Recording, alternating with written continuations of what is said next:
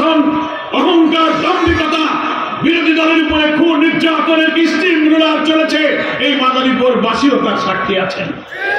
কেন স্বাধীনতার 53 বছরে মাদারীপুরের লোকেরা এই মুক্ত মঞ্চে একটা জনসভা করতে পারেন নাই, সভা করতে পারেন নাই? প্রশাসনের রন্ধে রন্ধে লুকিয়ে থাকা ফ্যাসিবাদ, আধিপত্যবাদী আওয়ামী লীগের দোসররা ঘাটতি মেরে পড়েছিল ওই সময়, এখনো আছে। তারা আমাদের রাজনৈতিক অধিকার ক্ষুণ্ণ করেছিল। আইন অঙ্গনে, বিচার অঙ্গনে আমরা সুবিচার পাইনি, কি বলেন ঠিক কিনা? আলেম ওলামা, পীর মাশায়েখ,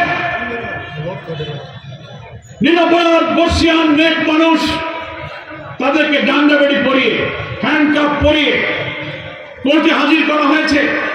মিথ্যা মামলা, সাজানো মামলা, সাজানো বাদী, সাজানো সাক্ষী, সাজানো ট্রাইব্যুনাল দিয়ে তাদেরকে সাজা দেওয়া হয়েছে। বছরের পর বছর কারাগারে আটকে রাখা হয়েছে। আর আওয়ামী লীগ, ছাত্রলীগ, যুবলীগ কোন অনুমতি লাগবে না। রাজপথে দাঁড়িয়ে তারা মিটিং করবে, মিছিল করবে, চুরি করবে, ডাকাতি করবে, মাস্তানি করবে, সন্ত্রাস করবে, তাদেরকে গ্রেফতার করা হবে না। এটা কি কোনো আইনের শাসন হলো? বিচারপতিরা শপথবদ্ধ রাজনীতিবিদ হামিদ ভাই বললেন, যারা বিচারক, ন্যায় বিচারক, যারা ইনসাফ করবে জাতি, জুলুম থেকে বাঁচার সর্বশেষ ঠিকানা হচ্ছে আদালত। সেই আদালতের বিচারকরা বলে আমরা শপথবদ্ধ রাজনীতিবিদ। এইভাবে আইন অঙ্গনে আমাদের কোনো অধিকার ছিল না। অর্থনীতিতে তারা লুটপাট করেছে, লক্ষ লক্ষ কোটি টাকা। শেখ হাসিনা পালিয়ে যাওয়ার পর সরকার, আওয়ামী লীগ এবং শেখ হাসিনার লুটপাটের তথ্য সংগ্রহের জন্য শ্বেতপত্র প্রকাশের একটা কমিশন গঠন করেছিলেন ডক্টর দেবপ্রিয় ভট্টাচার্য, বাংলাদেশের একজন বিশিষ্ট অর্থনীতিবিদ। তিনি এই কমিশনের চেয়ারম্যান ছিলেন। মাঝখানে একদিন তার সাথে আমার কথা হলো, কি অবস্থা শ্বেতপত্র প্রকাশ, তদন্তের পর আপনি কি পেলেন?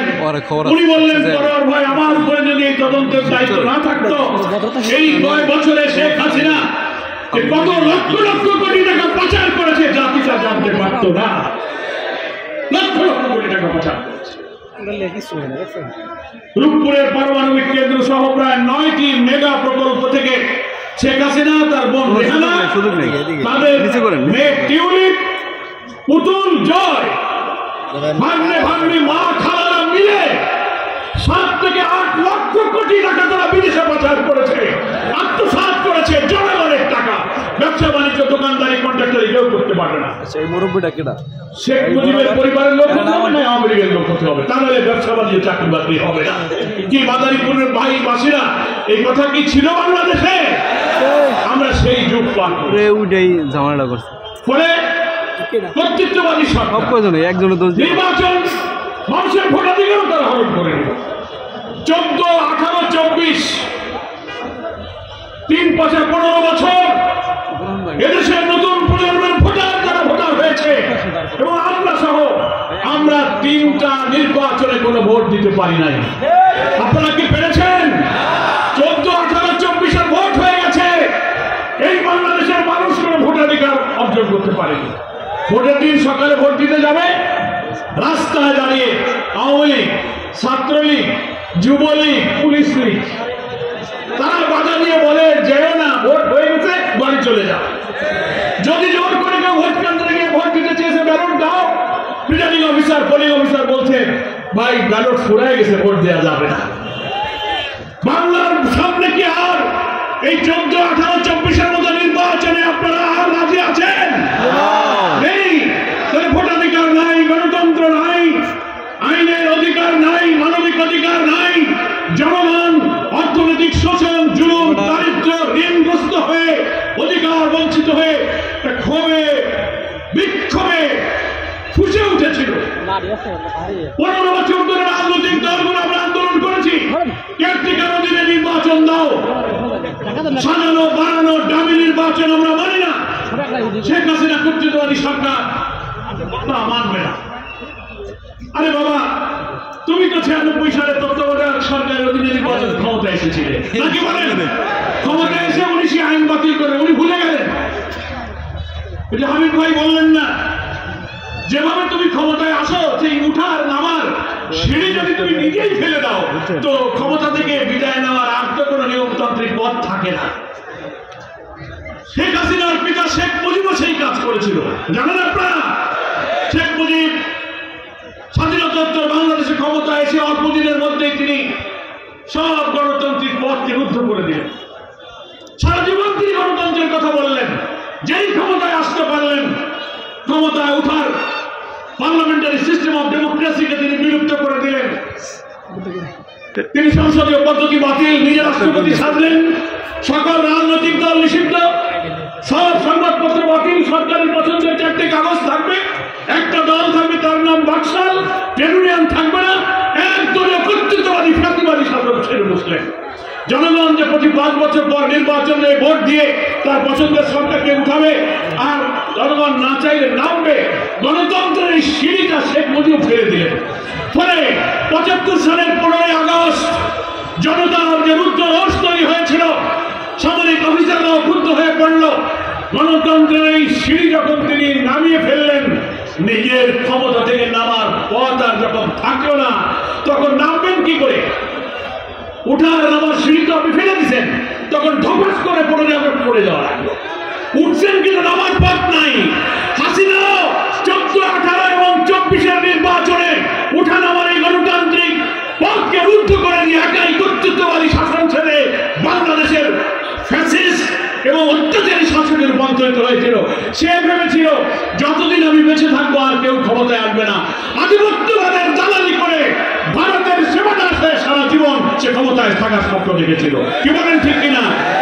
এই 15-18 বছরে তিলে তিলে ফ্যাসিবাদ কর্তৃত্ববাদী শোষণ মানুষ আর কত সহ্য করবে?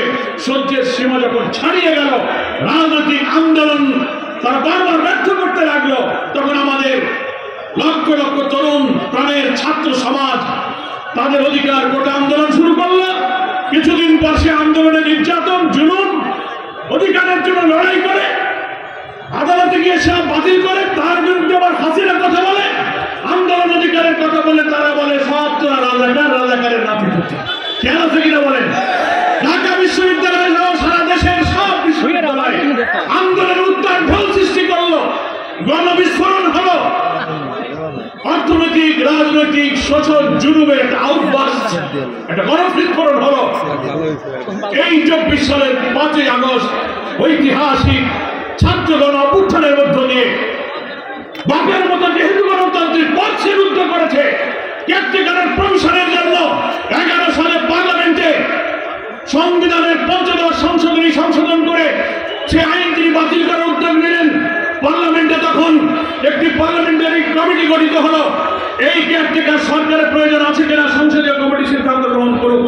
ইতিহাস এবং রেকর্ড বলবে সংসদীয় সেই কমিটি সিদ্ধান্ত নিয়ে প্রধানমন্ত্রীকে বলল যে না, তত্ত্বাবধায়ক সরকারের বিধান, কেয়ারটেকারের সরকার বিধানটা থাকা উচিত। প্রধানমন্ত্রী রেখে গেলেন, না আমি বলেছি এটা রাখা যাবে না, সংশোধন করো। সংসদীয় কমিটির সিদ্ধান্ত তিনি মানলেন না। চলে গেল সংবিধান সংসদের জন্য আদালতে। যখন এটা চলে গেল, আদালতের রেওয়াজ অনুযায়ী কোন সাংবিধানিক কোন কনস্টিটিউশনাল মামলায় যখন বিচারপতিরা রায় দেওয়ার আগে সিনিয়র বিচারপতিদের পরামর্শের জন্য তিনি অ্যামিকাস কিউরি নিয়োগ করলেন আদালতের বন্ধু পরামর্শ দেওয়ার জন্য। 9 জন অ্যামিকাস কিউরি পরামর্শ দিলে, একজন বাদে 8 জন অ্যামিকাস কিউরি বলল না, তত্ত্বাবধায়ক সরকার বিধান বাতিল করা উচিত, এটা থাকা উচিত। শেখ হাসিনা রেখে গেলেন, উনি আদালত মানেন না, পার্লামেন্ট মানেন না, এক ব্যক্তির কর্তৃত্ববাদী সিদ্ধান্তে সেই আদালতের ঘরে বন্দুক রেখে কেয়ারটেকারের আইনটা তিনি বাতিল করে দিলেন। ইতিহাস আপনাদের জানা আছে। এই 5ই আগস্টের পরিবর্তনের পর তত্ত্বাবধায়ক সরকারের বাতিল করা সেই আইনকে পুনর্বহালের জন্য পঞ্চদশ সংশোধনী সংশোধনের মামলা হলো। আমরা জামাত ইসলামী সেই মামলায় বাদী হলাম। আদালতে আমরা সুবিচার পেয়েছি এবং তত্ত্বাবধায়ক সরকারের অধীনে নির্বাচনের বিধান আবার ফিরে এসেছে। ইনশাআল্লাহ তত্ত্বাবধায়ক অধীনে নির্বাচন হবে।